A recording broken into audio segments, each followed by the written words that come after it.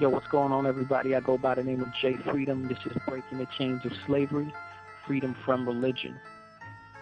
Now, why do we need freedom from religion? If you guys have been watching a previous clip, we talked about religion being a natural inhibitor of your spirituality. So this was really, really important to understand and understand the difference between being spiritual and being religious. I mean, religious people claim to be spiritual, and this is false. So we want to make sure we're getting everybody on track, because this is hitting into 2011, and it's the awakening of the conscious. That's what's going to take effect over these next few years, and we're still practicing the slavery version of Christianity all across the U.S., and this has to stop. There's no other way for this. There's no time for rhetoric. There's time to just wake up. This is 2011. It's like we're still eating the slops and the scraps from our slave master, and we're calling it soul food.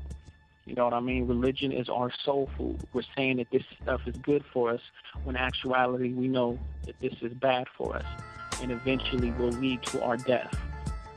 So I really did a lot of thinking on this, and I sat down and I asked the Most High for guidance, because I wanted to know the answer. I wanted to understand, and how can I get this message across and free my people?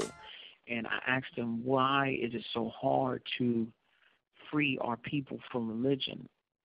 Well, in the African or in the Black or African American community, we find out, because of that history with the slave and the slave master, and him beating religion into the slave and passing it on in generation to generation to generation. And it became what became our soul food.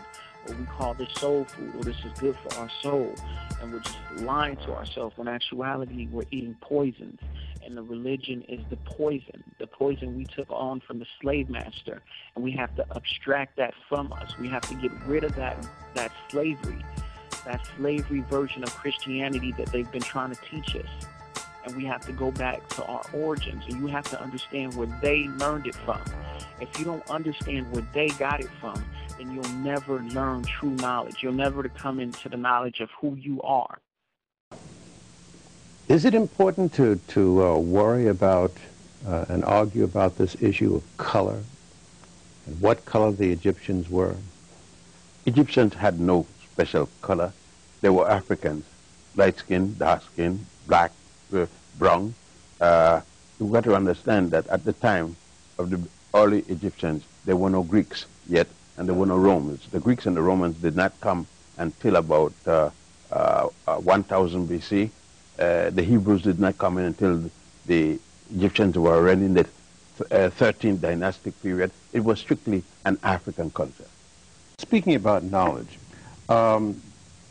you mentioned that the 10 Commandments, when we were in Egypt, you mentioned that the 10 Commandments that we are aware of are derived from 42 commandments that carry another name, the negative confessions. Or admonitions to Goddess Ma'at. I see. And they're thousands of years older than the so-called 10 Commandments. You see, we have some visuals that are on the that you took on the wall. There it is. Mm-hmm. Yes. Those are the negative confessions. Those are the some of the 42 negative confessions. Now, when you say negative confessions, that means... Because they start in negative. Hail Ma'at, I have not killed man or woman. Hail Ma'at, I have not made light thy bushel. Hail Ma'at, I have not spoken ill of the God. So these are... These would be the English version I of have it. not, yes. As opposed to thou shalt not. First start to make scratches, symbols, writing down, heretic and so forth. Finally develop into alphabetical presentations, mathematical signs, religious signs and symbols and so forth. They actually had their beginning in Central East Africa. What it has here, what it is saying to the world, it relieved people from a religious bondage, religious slavery. If people knew what was here, they could see all the lies being told to them. They will see the reality and truth about religion. They see the love that the ancients did when they started this. they will see that, for instance, the Virgin Mary concept of Immaculate Conception is nothing new. And they were dealing with a human condition. And the whole thing based upon a God, especially a Unitarian God. One God came from here, not from Rome, not from England, London, not from Greece, Athens. It came from here. Whether you're Jewish, Christian, Muslim, or what, you got the basis of what your religion is here along the Nile. The whole world must look to Egypt.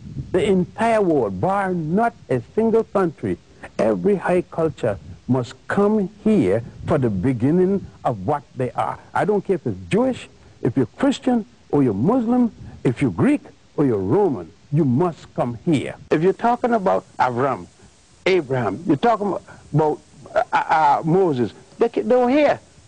Moses, they said, was born here in a place called Goshen. Abraham came here and received his education. He had no education before he came here. All of them came here.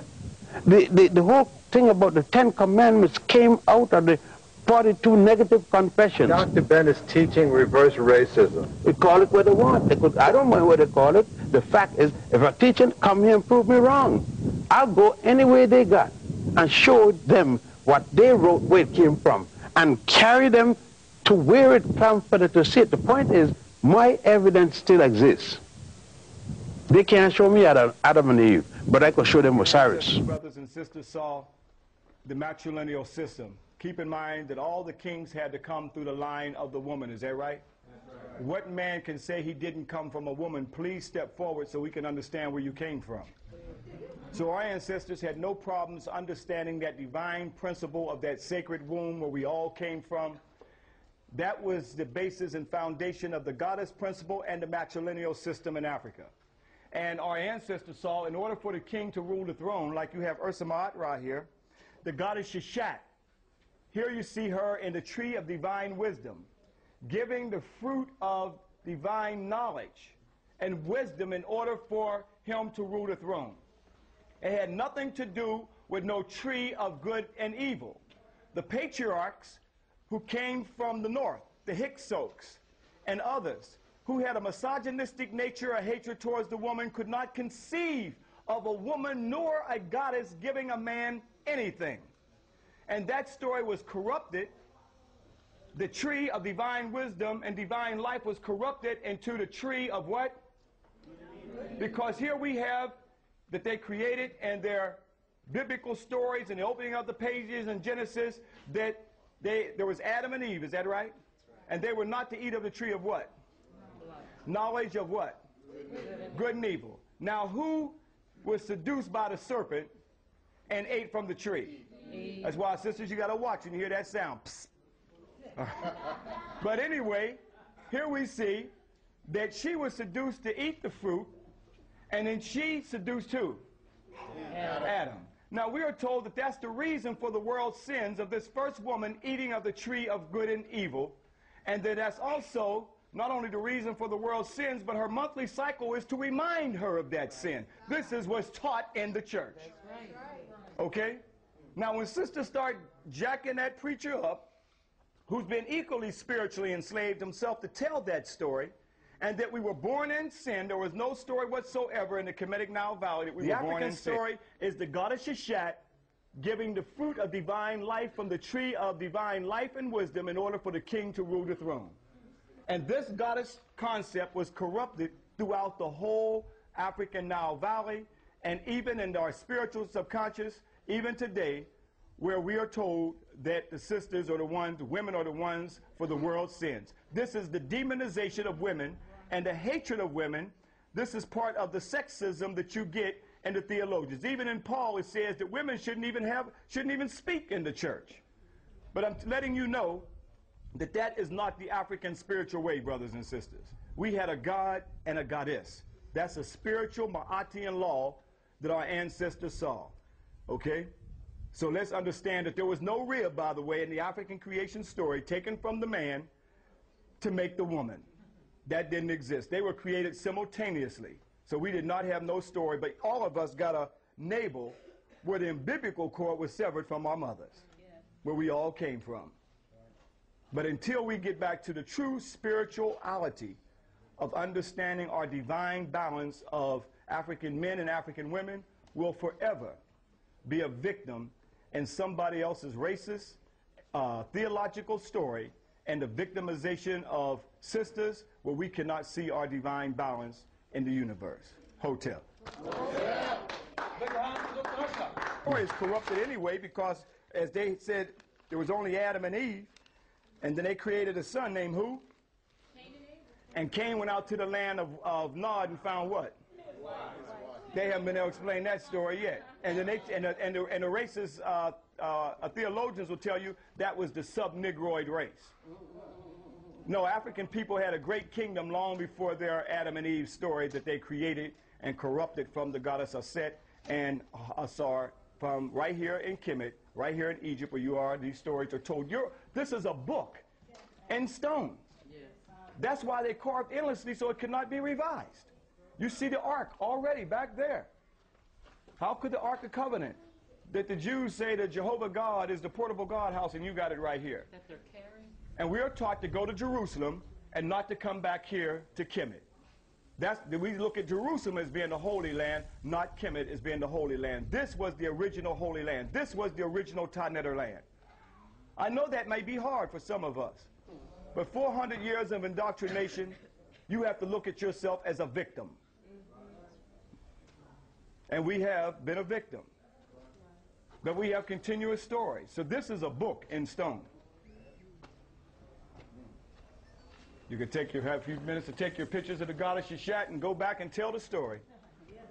Show it to the preachers. Show it to the ministers. We want to get to the root of these stories, and you've come halfway around the world, back to the African Nile Valley, and witnessed where they've copied and manipulated these stories from you. We want to get to the root of the story, and the root of the story was no Eve, but it was, in fact, Sheshat, giving divine knowledge and wisdom. This is your last chance. After this, there is no turning back. You take the blue pill, the story ends. You wake up in your bed and believe whatever you want to believe. You take the red pill, you stay in Wonderland, and I show you how deep the rabbit hole goes.